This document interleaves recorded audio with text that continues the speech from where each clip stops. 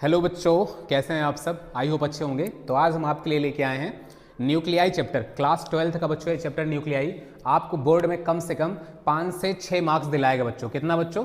5 से 6 मार्क्स। तो देर ना करते हुए स्टार्ट करते हैं।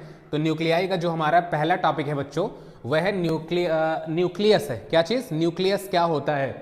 तो nucleus is the small dense and positively charge central part of an atom. किसी एटम का बच्चों स्मॉल डेंस और पॉजिटिवली जो चार्ज सेंट्रल पार्ट होता है उसी को हम लोग क्या बोलते हैं बच्चों? न्यूक्लियस बोलते हैं। क्लियर? और जो पूरे एटम का जो टोटल मास होता है बच्चों, पूरे एटम का जो होल मास होता है वो उसी सेंटर पर जो है होल्ड होता है। ठीक है ना बच्चों? और इसी पार्ट को हम लोग क्या बोलते हैं? न्यूक्लियस। ठीक, ये एक वर्ड आता है बच्चों न्यूक्लियन की अगर हम बात करें। ठीक है ना? न्यूक्लियन क्या होता है हमारा? तो न्यूक्लियन हमारा सब एटॉमिक पार्टिकल होता है। क्या होता है बच्चों? सब एटॉमिक पार्टिकल। ठीक है ना? न्यूक्लियस का, किसका? न्यूक्लियस का। या आप कह सकते हैं जो सब एटॉमिक पार्टिकल है वही जो है न्यूक्लियस को बनाता है। किसको बनाता है बच्चों? न्यूक्लियस को। और अगर बात करें हम कौन से हैं वो सब एटॉमिक पार्टिकल, तो वो है प्रोटॉन और न्यूट्रॉन। बात करते हैं बच्चों न्यूक्लियस के प्रॉपर्टी की। Charge on each nucleus is positive. सभी न्यूक्लियस पर जो चार्ज होता है बच्चों वो पॉजिटिव होता है, इसलिए क्योंकि प्रोटॉन पर कैसा चार्ज होता है? पॉजिटिव चार्ज होता है। Clear? Size of nucleus depends on mass number A. जो न्यूक्लियस की साइज होती है बच्चों, जो न्यूक्लियस की साइज होती है वो किसके ऊपर डिपेंड करती है? मास नंबर ए पर डिपेंड करती है। क्लियर? और nuclear density is independent of mass. बच्चों न्यूक्लियर की जो डेंसिटी होती है वो मास नंबर पर डिपेंड नहीं करती है। क्लियर? उसके बाद जो है बच्चों properties of nuclear force. Properties of nuclear force क्या होता है? तो nuclear force is attractive force. सबसे पहली बात तो बच्चों जो न्यूक्लियर फोर्स होता है वो नेचर में कैसा होता है? अट्रैक्टिव फोर्स होता है। और दूसरी इसकी प्रॉपर्टी क्या है? Nuclear force is strongest fundamental force. Nuclear force कैसा होता है बच्चों? स्ट्रॉन्गेस्ट फंडामेंटल फोर्स होता है। और थर्ड इसकी प्रॉपर्टी क्या है? Nuclear force is non central force. बच्चों ये जो है नॉन सेंट्रल फोर्स होता है। कैसा फोर्स होता है? Non central force. Nuclear force is shortest range force बच्चों। और इसकी एक प्रॉपर्टी क्या है कि ये शॉर्ट रेंज वाला फोर्स होता है। और लास्ट इसकी क्या प्रॉपर्टी है बच्चों? कि nuclear force follow saturation property. बच्चों ये किस चीज को जो है फॉलो करता है? सैचुरेशन प्रॉपर्टी को फॉलो करता है। उसके बाद बात करते हैं बच्चों एटॉमिक नंबर क्या होता है।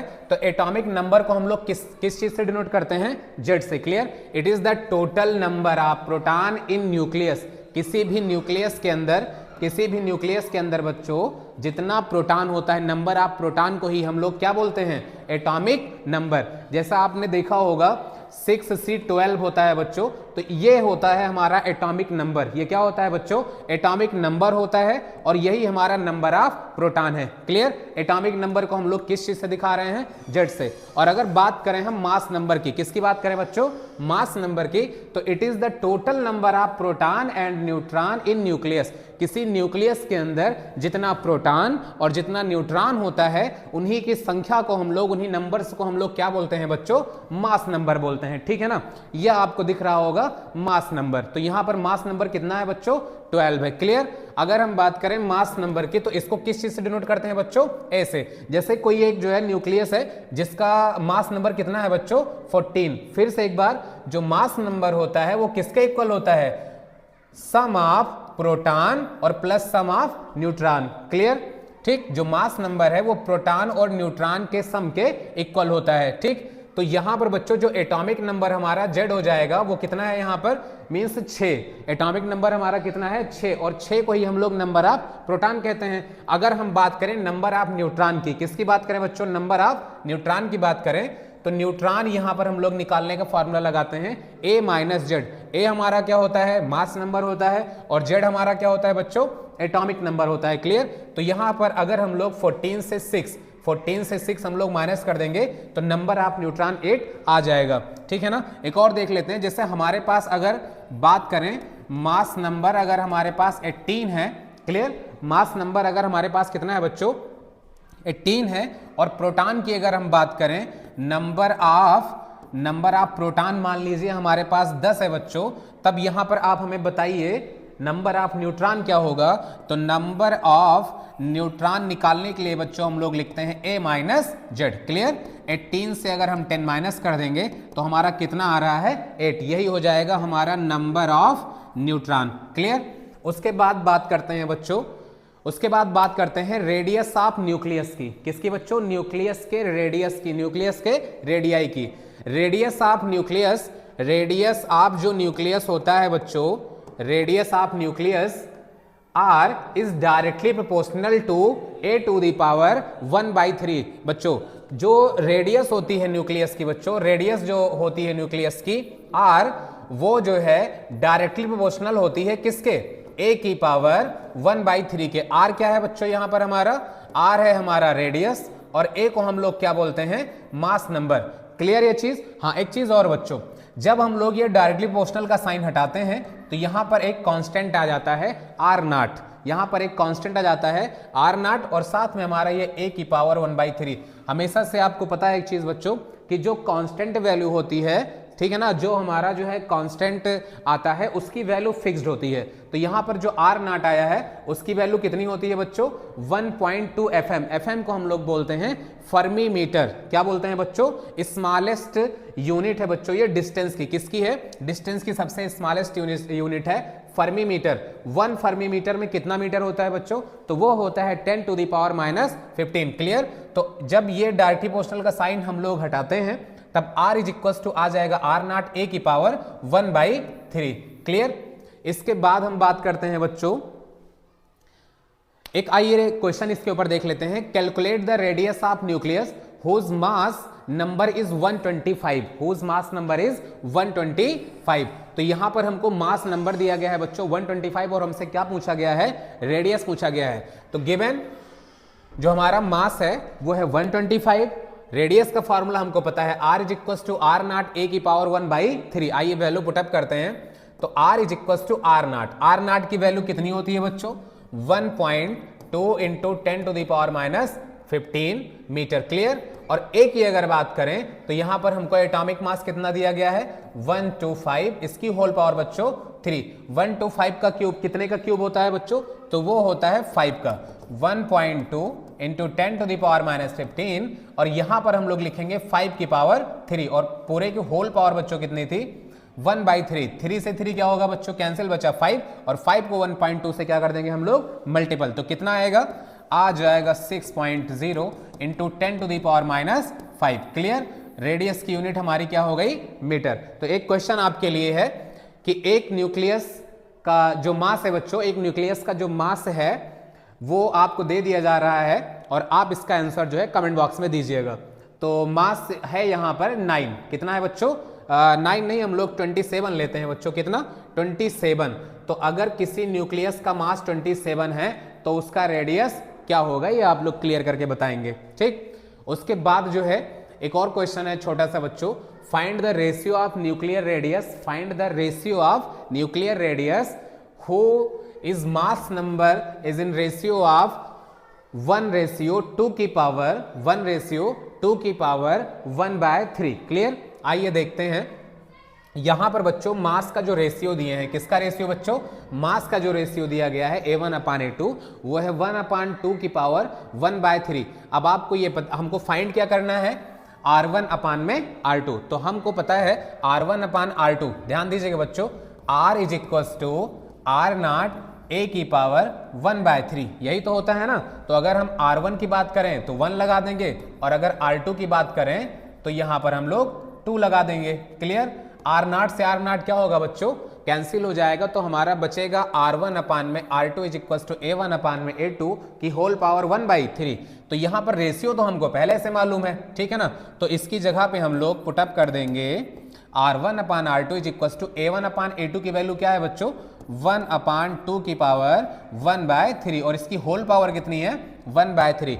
अब होल पावर जब हम लोग 1 पर लगाएंगे तो वैल्यू 1 ही आएगी, बट जब इसकी होल पावर लगाएंगे बच्चों तो 1 1 जा 1 हो जाएगा, और 3 3 जा 9 हो जाएगा। तो जो रेशियो आएगा बच्चों R1:R2 आएगा, वो 1 रेशियो आ जाएगा हमारा, 1 रेशियो आ जाएगा 2 की पावर 1/9। यही हमारा क्या है बच्चों, आंसर। क्लियर। तो हमारा अगला टॉपिक है बच्चों nuclear density. Clear, nuclear density क्या होती है? वैसे ये चीज़ आप क्लास 9th 10th हर जगह पढ़ चुके हैं। किसी भी चीज़ की डेंसिटी की अगर बात करें तो वो मास और वॉल्यूम का रेशियो होता है। किसका बच्चों? मास और वॉल्यूम का रेशियो होता है। न्यूक्लियर डेंसिटी को बच्चों हम लोग रो से रिप्रेजेंट करते हैं। किससे रिप्रेजेंट करते हैं? रो से। मास ऑफ न्यूक्लियस की अगर बात करें तो वो होता है Ma, और वॉल्यूम ऑफ न्यूक्लियस की बात करें बच्चों तो न्यूक्लियस लगभग आपका कैसा होता है? स्फेरिकल होता है, और स्फेयर का जो वॉल्यूम होता है 4/3 पाई आर क्यूब होता है। क्लियर, बट आपको पता होगा जो न्यूक्लियस की रेडियस होती है R is equals to R0a⁻³ होती है, इसलिए रो इज इक्वल्स टू हो जाएगा हमारा Ma अपान में 4/3 पाई आर। आर की जगह पे हम लोग क्या रखने वाले हैं? R0 a⁻1/3 और होल पावर बच्चों 3। क्लियर, ये 3 कहाँ चला जाएगा? ऊपर चला जाएगा, तो हो जाएगा हमारा रो इज इक्वल्स टू 3Ma अपान में 4 पाई R0 का क्यूब लगा दीजिए। क्लियर, R0 का क्यूब हो गया हमारा, और 1⁻1/3 का जब हम क्यूब करेंगे बच्चों तो 3 से 3 क्या होगा?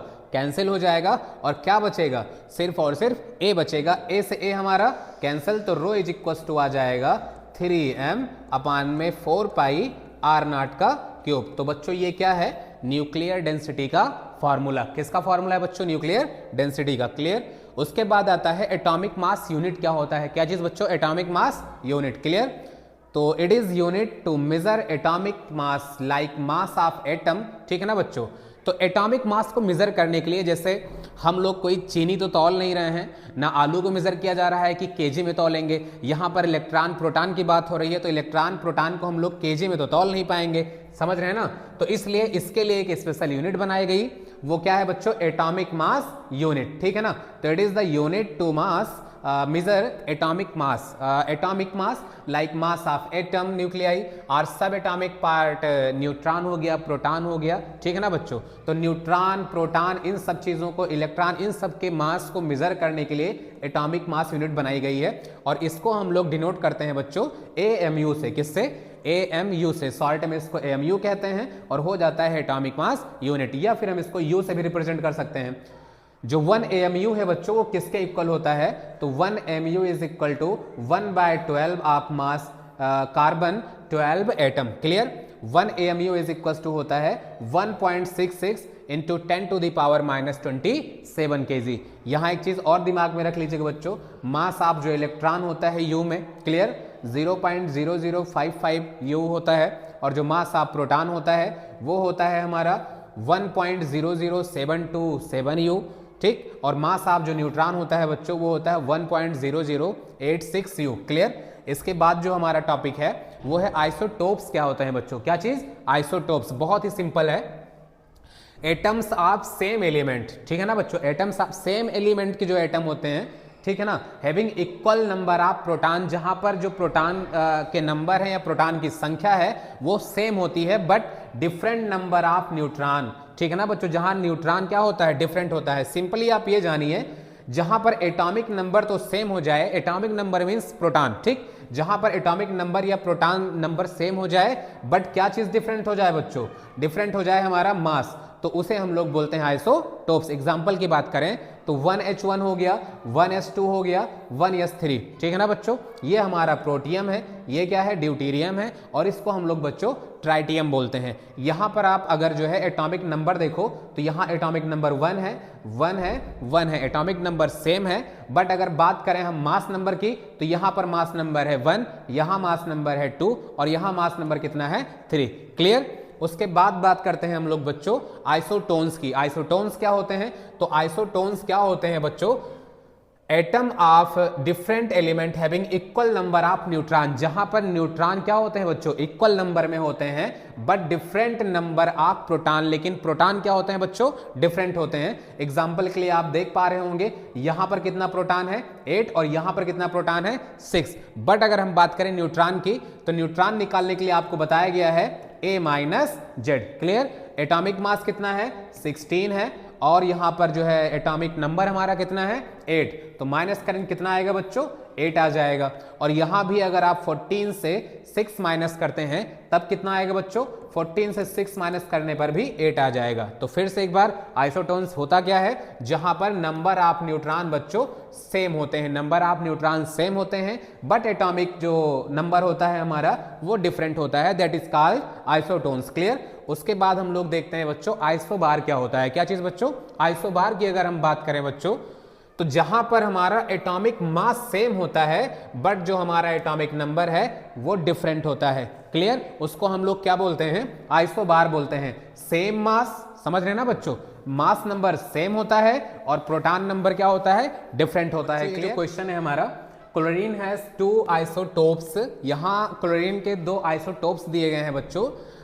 क्या है 34.98 U, क्लियर, एंड 36.98 U, ठीक है ना। और इनका जो रिलेटिव एबेंडेंस है वो है 75.4% और 24.6%। Clear.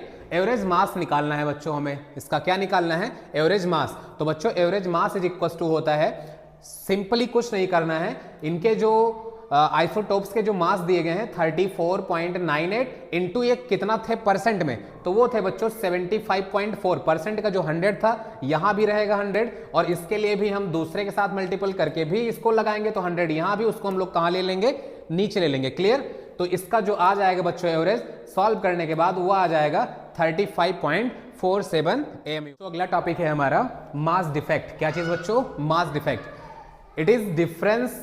It is difference between sum of mass of nucleons and whole mass of nucleon. Clear. Whole mass of nucleus कह सकते हैं बच्चों, होल मास ऑफ न्यूक्लियस। ठीक। तो ये किसका किसका डिफरेंस होता है, न्यूक्लियंस, मास ऑफ न्यूक्लियंस का मीन्स जो न्यूक्लियस होता है वो किन किन जो है न्यूक्लियानों से मिलकर बनता है, सब एटॉमिक पार्टिकल से मिलकर बनता है, जैसे कितने प्रोटॉन और कितने जो है न्यूट्रॉन मिलके एक न्यूक्लियस को बनाए हैं, ठीक है ना। तो उसका मास और न्यूक्लियस जब बन गया तब उसका मास, तो दोनों के मास के डिफरेंस के इक्वल होता है हमारा मास डिफेक्ट। क्लियर। इसका जो फॉर्मूला होता है बच्चों del M is equal to Z, Z means atomic number, mass of proton plus A minus Z means बच्चों न्यूट्रॉन, और साथ में ये आपको दिखा भी दिया गया है मास ऑफ न्यूट्रॉन और माइनस मास ऑफ न्यूक्लियस। इसी फॉर्मूले पर रख के हम लोग किसी क्वेश्चन में मास डिफेक्ट आसानी से निकाल सकते हैं। क्लियर। एक चीज और दिमाग में रखिएगा बच्चों कि the cause of mass defect is binding energy. ठीक है ना, जो मास डिफेक्ट का कारण है बच्चों वो क्या है, बाइंडिंग एनर्जी। ठीक है ना। जब न्यूक्लियंस आपस में मिलके न्यूक्लियस बनाते हैं बच्चों, तो कुछ एनर्जी जो है रिलीज हो जाती है, ठीक है ना, कुछ एनर्जी निकल जाती है, वही एनर्जी जो है मास डिफेक्ट होती है। क्या होती है, मास डिफेक्ट। क्लियर।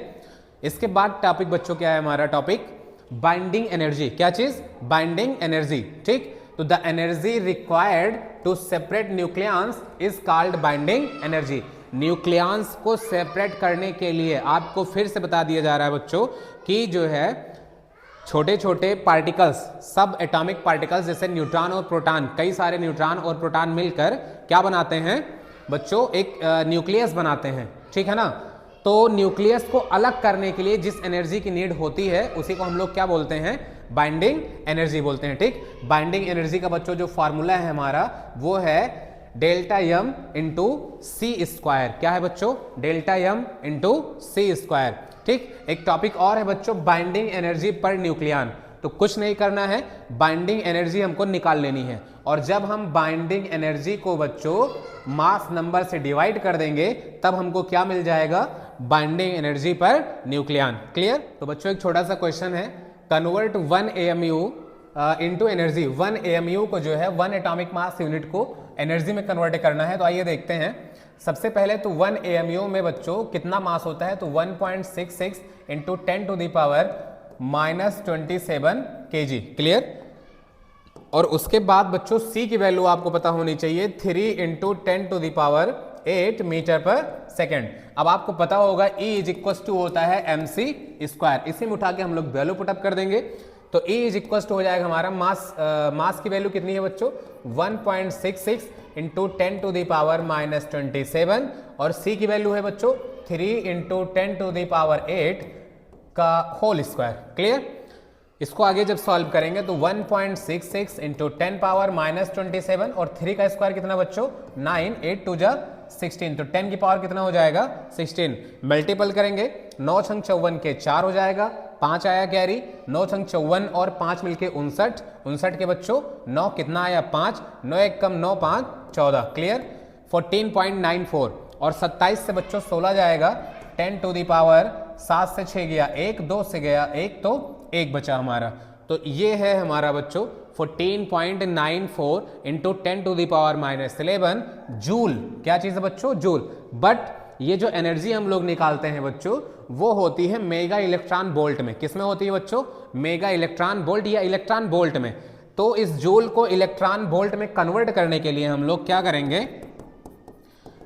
करेंगे बच्चों, इसको जो है इलेक्ट्रॉन वोल्ट में कन्वर्ट करने के लिए तो हम लोग 1.6 इंटू 10 टू दी पावर -19 से डिवाइड करेंगे। जो इलेक्ट्रॉन की वैल्यू होती है उसी से हम लोग इसको डिवाइड करेंगे, तब ये जो है आसानी से सॉल्व होके इलेक्ट्रॉन वोल्ट में आ जाएगा, क्लियर। और अगर बात करें बच्चों कि इसको सॉल्व करके लगभग कितना आएगा, तो ये आप सबके लिए होमवर्क है, इसको आप सॉल्व कीजिएगा और लगभग जो वैल्यू आएगी बच्चों वो 931 मेगा इलेक्ट्रॉन वोल्ट के आसपास आएगी। तो अगला टॉपिक है हमारा बाइंडिंग एनर्जी कर्व। क्या चीज़ है बच्चों बाइंडिंग एनर्जी कर्व। अक्सर इसके ऊपर एक आध क्वेश्चन बच्चों पूछ लिया जाता है और कभी कभी तो बाइंडिंग एनर्जी कर्व बना के ही पेपर में इसके ऊपर क्वेश्चन पुटअप किया जाता है, ठीक है ना। तो बाइंडिंग एनर्जी कर्व होता क्या है, तो बच्चों ये बाइंडिंग एनर्जी कर्व जो है बाइंडिंग एनर्जी पर न्यूक्लियन और मास नंबर के बीच एक कर्व बनाया जाता है जो स्टेबिलिटी को बताता है, एटम की स्टेबिलिटी को बताता है कि कौन सा जो है एलिमेंट कितना ज़्यादा स्टेबल है। तो यहाँ पर अगर हम बात करें तो यहाँ आयरन आपको सबसे टॉप पर दिख रहा होगा, तो आयरन की जो स्टेबिलिटी है बच्चों वो सबसे ज़्यादा होती है। किसकी स्टेबिलिटी सबसे ज़्यादा जो स्टेबिलिटी होती है बच्चों वो आयरन की होती है, और लीस्ट जो सबसे होती है बच्चों वो ड्यूटेरियम 1s2 की होती है, ठीक है ना। लीस्ट स्टेबल होता है यहाँ पर हमारा 1s2, ठीक। और एक बात करते हैं, जो एटॉमिक मास 0 से लेके या 30 से बात करें बच्चों, अगर कहाँ से लेके बच्चों 30 से लगभग 30 से लेके अगर 140 तक हम बात करें तो इनकी जो बाइंडिंग एनर्जी पर न्यूक्लियन होती है, आप जो है ग्राफ में देख सकते हैं, लगभग जो है 50 के आगे थोड़ा से 30 से अगर हम बात करें यहाँ से कुछ, और कहाँ तक बात करें बच्चों 140 तक, तो इनकी जो बाइंडिंग एनर्जी पर न्यूक्लियन होती है वो होती है बच्चों 8 मेगा इलेक्ट्रॉन वोल्ट। कितनी होती है 8 मेगा इलेक्ट्रॉन वोल्ट। तो इसके बाइंडिंग एनर्जी कर्व देख लेते हैं, ठीक। इसकी कुछ प्रॉपर्टीज है कि जो average binding energy for lighter nuclei की जो बाइंडिंग एनर्जी होती है बच्चों, एवरेज बाइंडिंग एनर्जी वो बहुत ही क्या होती है स्मॉल होती है, ठीक। दूसरा क्या है low binding energy for lighter nuclei, very lighter nuclei, जो बहुत ही हल्के न्यूक्लियाई होते हैं उनकी जो बाइंडिंग एनर्जी होती है वो बहुत लो होती है, जैसे कि हाइड्रोजन और हीलियम, क्लियर। बट जो स्मॉल होते हैं, जो लेस स्टेबल होते हैं, उनकी जो बाइंडिंग एनर्जी होती है वो स्मॉल होती है, बहुत लो नहीं कह सकते हैं, स्मॉल होती है, क्लियर। मैक्सिमम एट आयरन, अभी आपको ग्राफ में बताया गया कि जो सबसे ज्यादा जो है स्टेबल होता है बच्चों, वो स्टेबिलिटी किसकी होती है आयरन की होती है। किसकी होती है बच्चों आयरन की। तो binding energy per nucleon is maximum, लगभग कहां से कहां बच्चों 8.8 मेगा इलेक्ट्रॉन वोल्ट होती है फॉर न्यूक्लियाई अराउंड आयरन के आसपास। किसके बच्चों आयरन के आसपास जो एटम्स होते हैं उनकी जो बाइंडिंग एनर्जी पर न्यूक्लियाई है वो क्या होती है बच्चों लगभग हाई होती है, ठीक है ना। मोस्ट स्टेबल एटम्स भी होते हैं ये। उसके बाद बच्चों क्या है लास्ट इसकी एक प्रॉपर्टी है कि slow decrease for heavy nuclei, for nuclei heavier than iron. अब होता क्या है बच्चों आगे कि आयरन से भी जो हैवी न्यूक्लियाई वाले एटम्स हैं उनकी जो बाइंडिंग एनर्जी पर न्यूक्लियन है वो धीरे धीरे बच्चों लो होने लगती है, धीरे धीरे डाउन होने लगती है, डिक्रीज होने लगती है, ठीक है ना। तो वही कहा गया है slow decrease for heavy nuclei, for nuclei heavier than iron binding energy per nucleon decrease slowly because of increased electrostatic repulsion between protons, clear। उसके बाद का जो टॉपिक है बच्चों न्यूक्लियर रिएक्शन। क्या चीज बच्चों न्यूक्लियर रिएक्शन के बीच में हम लोग बच्चों इसके जो है अंडर हम लोग दो टॉपिक पढ़ेंगे। एक टॉपिक है हमारा न्यूक्लियर फिजन का और एक टॉपिक है बच्चों हमारा न्यूक्लियर फ्यूजन का, क्लियर। न्यूक्लियर फिजन में क्या होता है कि एक हमारा हैवी न्यूक्लियस जो है भैया, हमारा एक हैवी न्यूक्लियस दो लाइटर न्यूक्लियाई में जो है, दो लाइटर न्यूक्लियस में टूट जाते हैं और उस टाइम क्या रिलीज होती है बच्चों, एनर्जी। क्लियर। न्यूक्लियर फ्यूजन में क्या होता है कि यहां पर दो लाइटर न्यूक्लियाई मिलके एक हैवी न्यूक्लियस का जो है निर्माण करते हैं, ठीक, और दोनों ही कंडीशन में एनर्जी रिलीज होती है। एक चीज और बच्चों, the source of energy release in nuclear reaction is mass defect between reactant and product. Clear. एक चीज और यहां पर है, जो एनर्जी अगर पॉजिटिव में हमको मिल रही है तो वो रिएक्शन कैसा होता है, एक्सोथर्मिक, और अगर एनर्जी हमको नेगेटिव में मिल रही है तब वो रिएक्शन कैसा होता है बच्चों, एंडोथर्मिक। क्लियर।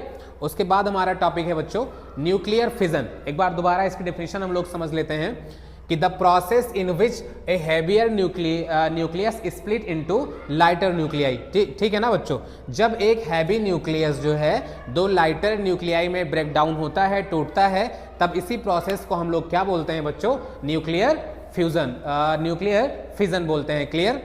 92 यूरेनियम 235 पर जब एक न्यूट्रॉन जुड़ता है तब क्या होता है बच्चों कि ये दो लाइटर न्यूक्लियाई में ब्रेक हो जाता है। 56 बेरियम 144 और 36 क्रिप्टॉन 88, ठीक है ना, और बाकी 3 न्यूट्रॉन बच्चों यहां से निकलते हैं और साथ में क्या रिलीज होती है, एनर्जी। आई होप ये आपको चैप्टर बच्चों समझ में आया होगा। तो वैसे ये इस चैप्टर का थ्योरेटिकल पोर्शन था। मिलते हैं बच्चों अगले एपिसोड में इस चैप्टर के मोस्ट इंपॉर्टेंट न्यूमेरिकल्स लेके। Thank you.